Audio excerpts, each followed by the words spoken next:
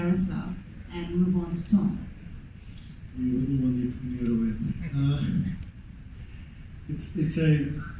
It's kind of a complex question because it can go into what we started with, which is the know-how, then we continue with the regulation, then there will be priorities in terms of the kind of national interest versus private groups' interest. So, but there is still one underlying element, and the blockchain simply is one of the most efficient yet trustworthy ways of exchanging business information or business relevant information.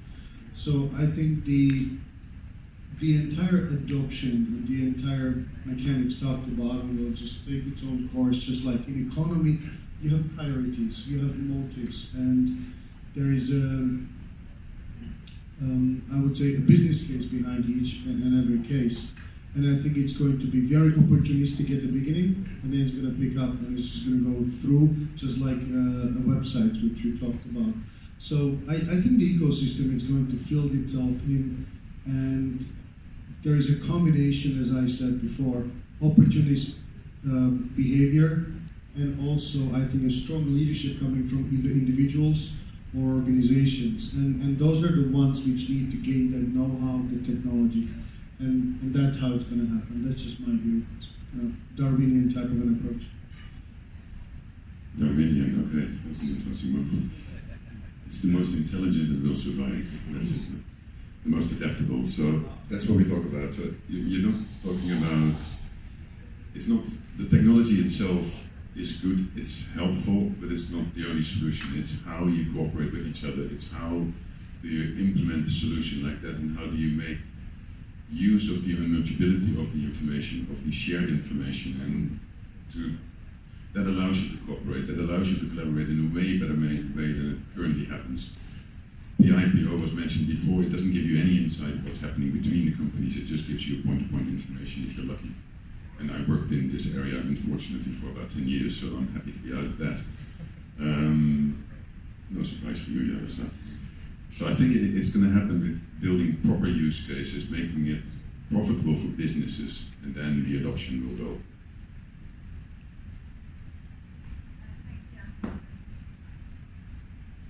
Andy, any thoughts? Yeah, of course. I love another lovely question about disruptive. When we talk about disruptive, honestly, personally, for me, disruptive word is quite harsh to certain industries. When, of course, because my involvement, for example, last month I was a speaker in the event Blockchain for Government. So all the government people, all the bankers are there. So this question, same question on disruptive. For me, it's not disruptive, but more on the complementary. When talk about smart contract, for example, right, it's not on the legal terms. Smart contract is more on the business automations. Like this. I love the way of a hybrid on the concept decentralized and centralization because of, for example, taxi still valid, right? Of course, we have Grab, we have Uber. Now also Grab or Uber was known as a disruptive technology for the taxi, for example. But now a lot of companies now, some of the companies I advise, like Semua, is a disruptive to the Uber, disruptive to the Grabs. So this disruptive words will be, it's a process. So for me, it's a matter like our, others said just now. We must focus on the use cases, and we can complement for each other. For example, for bank ecosystem, they can use the Ripple, the private blockchains, in order to resolve their problem between the ecosystem. Mitsubishi Bank, Japan, for example, it's not just this kind of peer-to-peer or decentralized people who want to do some sort of exchanges, but banks themselves want to do the exchanges. For example, Mitsubishi Bank, they also want to have their own exchanges. So this word disruptive actually is not just belongs to any startups or any blockchain, but it can be happens to every single of enterprise, corporation, or individual. So don't be like Kodak moment. Any corporation need to understand, need to invest, and need to collaborate. For example, OneCoin from MobiCoin gives a solution to the Mercedes. IOTA, for example. Like this, me myself also doing something new project on blockchain for halal industries, because halal industries worth trillion USD for 2 billion Muslims in the world, some sort of the social dynamic. So disruptive work for me is nice work in order to have more value and build more business in this kind of disruptive world. Thank you.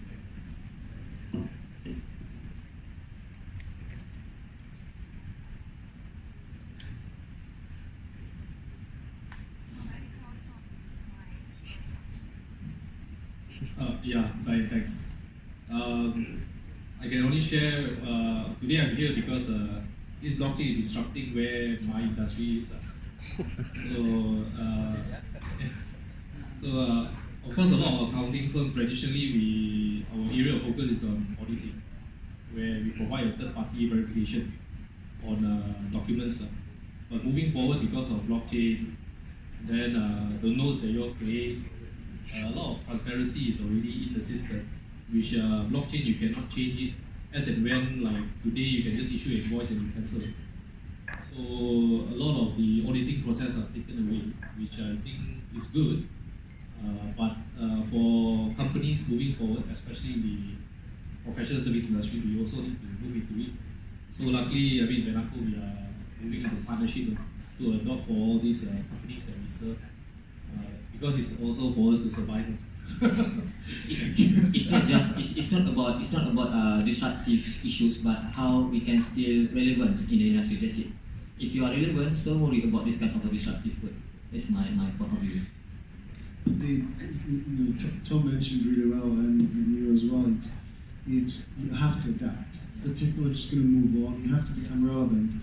But you mentioned really nice use case. I mean, audit file.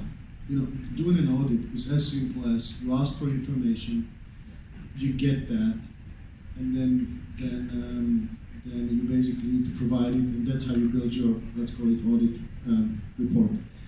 Actually, our CFO is an ex-forensic auditor for one of the largest logistics companies in the world, so that's why we actually took him.